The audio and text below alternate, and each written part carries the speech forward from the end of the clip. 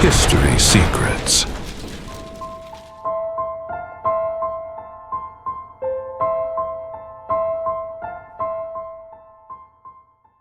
Il existe une erreur silencieuse qui peut compromettre l'avenir d'une nation entière. Ce n'est pas une erreur visible, ni immédiate, mais ses effets apparaissent des années plus tard, quand il est déjà trop tard pour corriger. La Chine, aujourd'hui, fait face à un paradoxe curieux. Elle forme des millions de professionnels hautement techniques chaque année.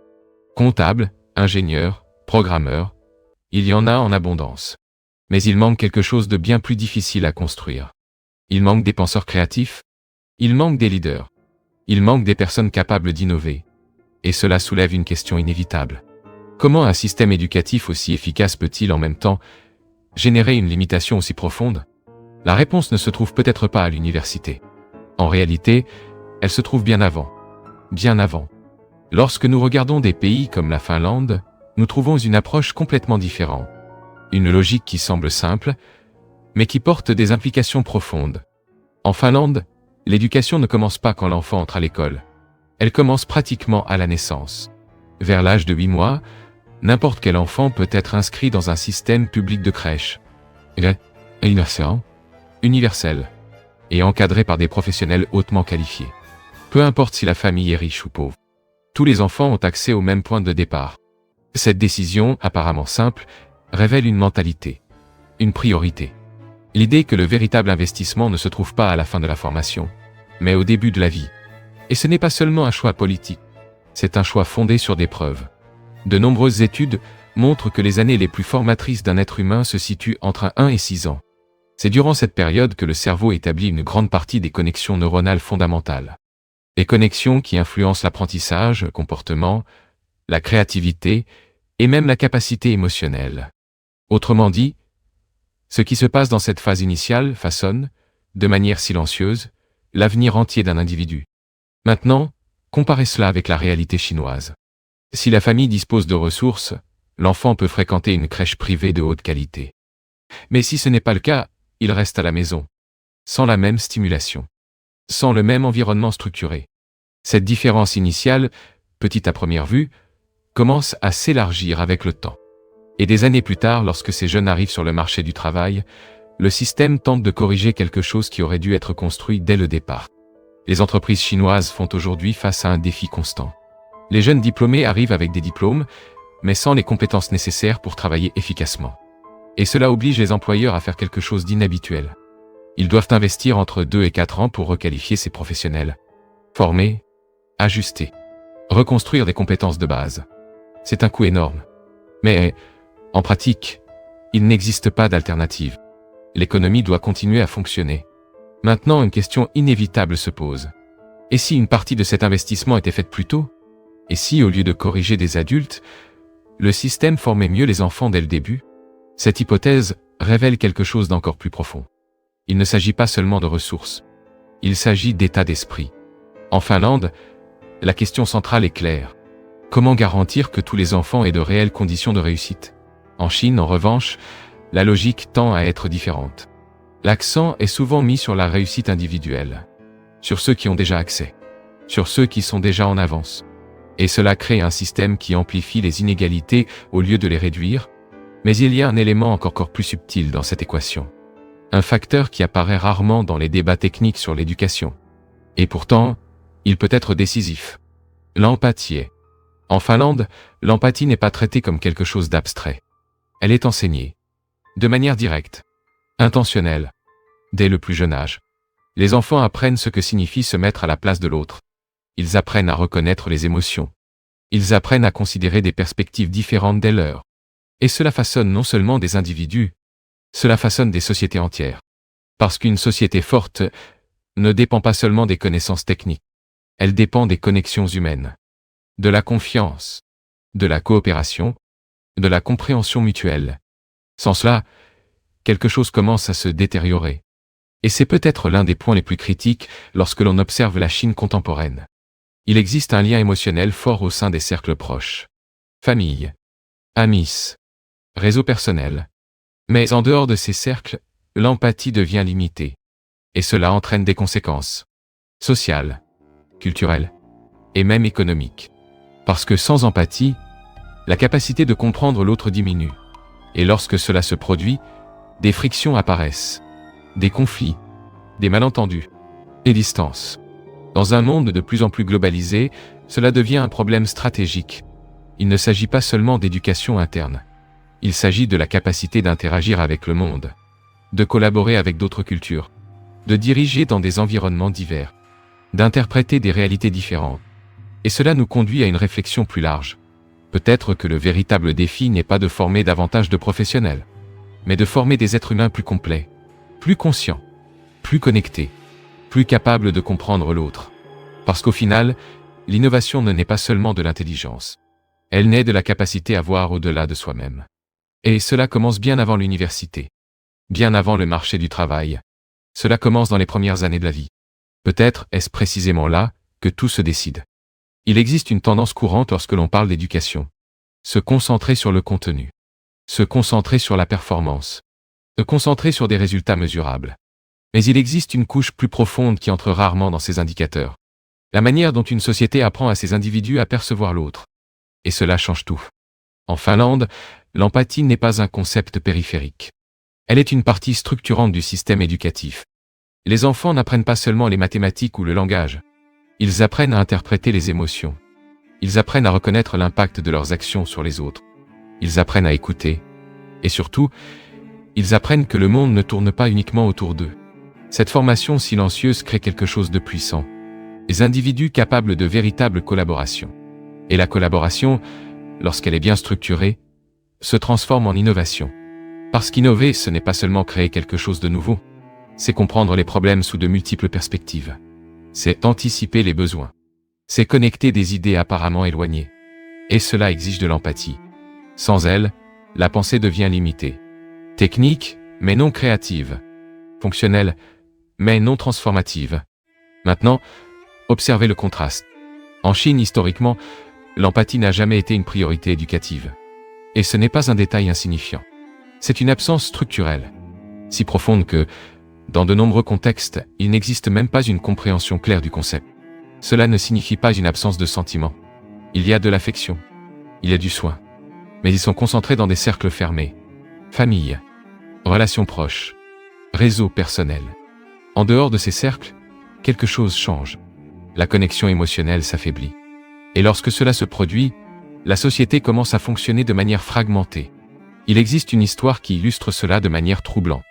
Un enfant en bas âge renversé dans la rue. Non pas une, mais 2 fois. Des personnes autour observent. S'arrêtent. Regardent. Mais n'agissent pas. Non pas par cruauté explicite, mais par une déconnexion silencieuse. Une absence d'implication émotionnelle envers l'inconnu. Ce type d'épisode ne peut pas être réduit à un seul facteur. Mais il révèle un schéma. Une fragilité dans ce qui soutient toute société fonctionnelle.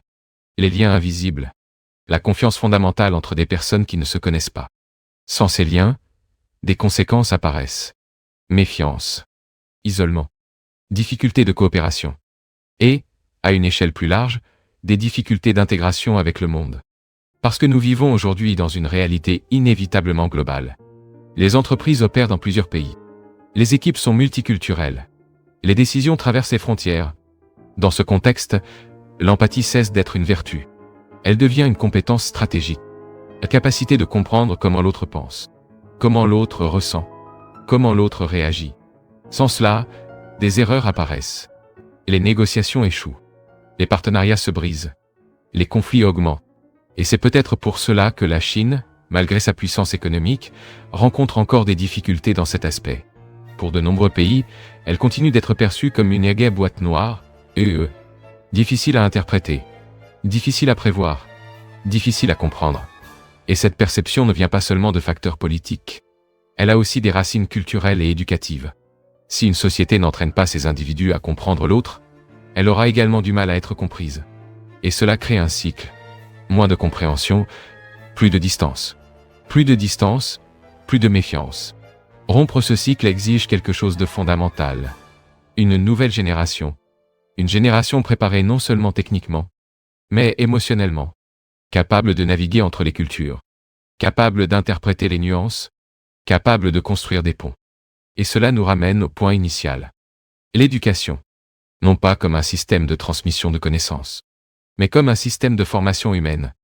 La question change alors complètement.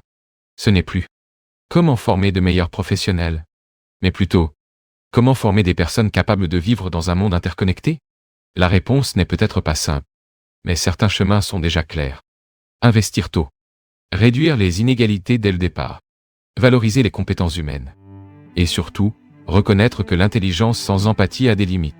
Des limites qui, tôt ou tard, commencent à apparaître. Peut-être que le plus grand défi de la Chine n'est pas économique, ni technologique, mais humain. Et si cela est vrai, alors la solution ne se trouvera pas seulement dans des politiques industrielles. Elle se trouvera dans les salles de classe, dans les crèches, dans les premières années de la vie, et dans les choix silencieux qui définissent ce qui est réellement important à enseigner. Il existe une erreur fréquente lorsqu'on observe le succès d'une nation. Confondre croissance et développement. À première vue, la Chine semble avoir résolu cette équation. Croissance accélérée, expansion industrielle, avancée technologique. Mais lorsqu'on regarde de plus près, une autre question commence à émerger. Croissance pourquoi? Et, peut-être plus important encore, croissance soutenue par quoi? Car aucune économie, aussi puissante soit-elle, ne se maintient uniquement grâce aux chiffres.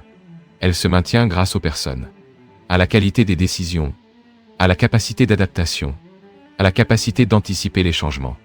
Et tout cela dépend de quelque chose d'invisible. La manière dont ces personnes ont été formées. Pendant des décennies, la Chine a construit un modèle extrêmement efficace pour produire des compétences techniques. Et ce n'est pas anodin. C'est le résultat de discipline, de structure et de concentration. Mais ce même modèle, en privilégiant la performance et la standardisation, a laissé des lacunes. Des lacunes qui n'apparaissent pas dans les examens, mais qui apparaissent dans la vie réelle. La difficulté à faire face à l'imprévu. La difficulté à penser en dehors de structures rigides. La difficulté à comprendre des contextes humains complexes. Et c'est précisément dans ces points que surgissent les plus grands défis du XXIe siècle. Parce que le monde a changé. Et il continue de changer. Les problèmes actuels ne sont pas linéaires. Ils ne sont pas prévisibles. Ils ne se résolvent pas uniquement avec une logique technique. Ils exigent de l'interprétation. Exigent de la sensibilité. Exigent une lecture des dynamiques humaines.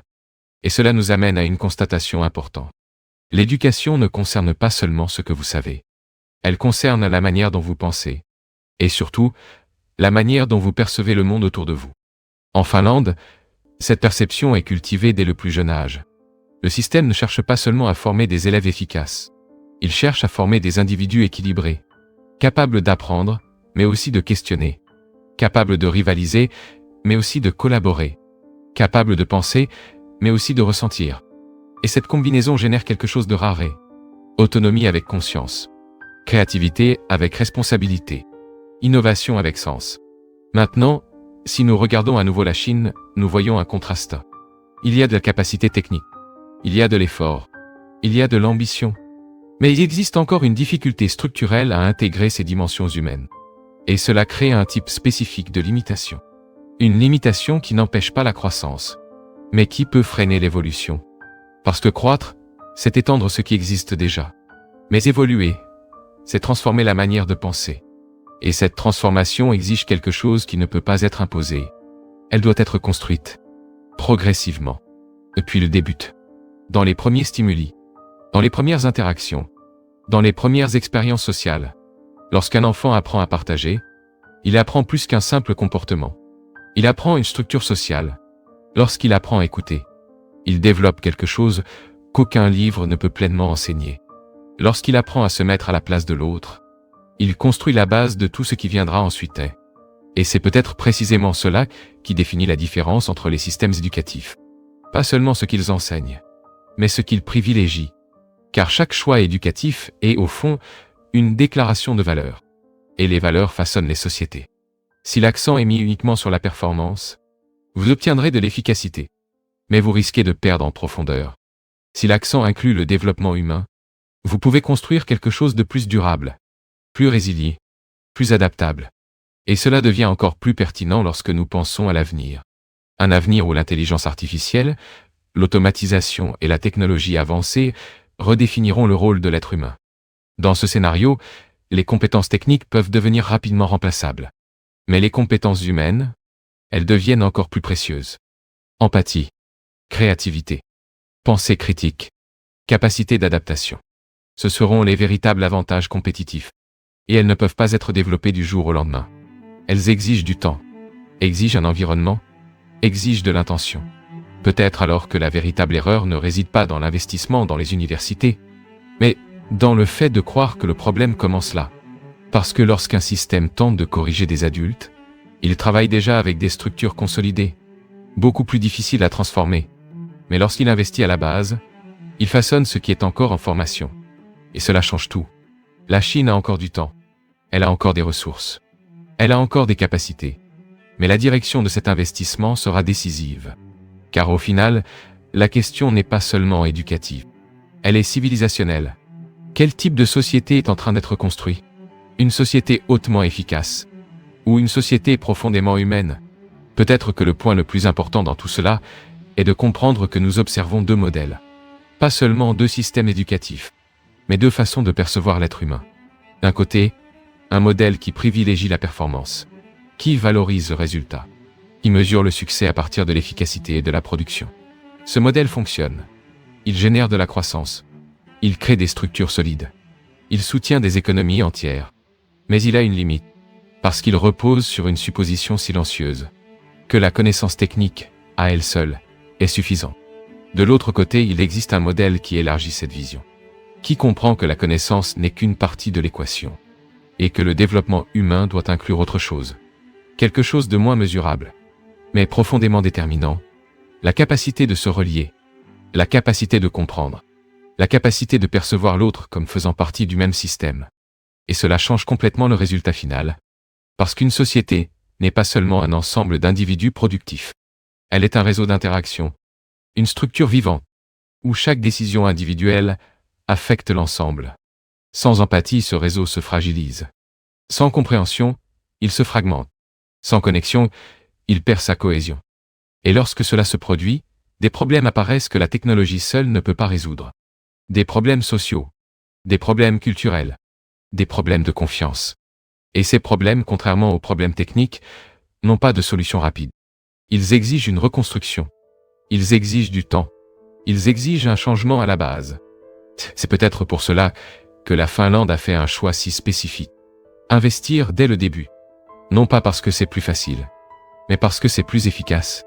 Parce que tout ce qui vient ensuite dépend de ce commencement. Et cela nous mène à une réflexion inévitable. Si nous voulons des sociétés plus équilibrées, plus innovantes, plus adaptables, nous devons commencer là où tout commence réellement.